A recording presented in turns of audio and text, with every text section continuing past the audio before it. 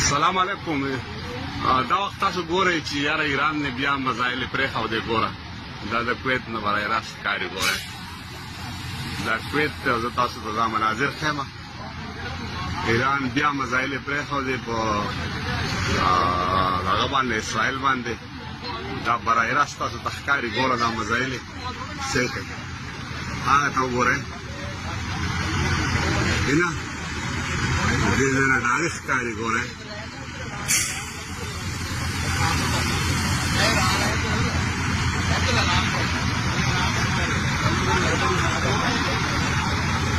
دا وخت دا مناظر تاسو ګورئ.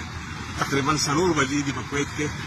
ایران بیا مزایل پرېښودې او موږ ته برای راست ښکاري چې دا وخت کې موږ د ډیوټۍ په ځای کې په یو شړ ځای کې موجود یو او دا تاسو ته ښکاري.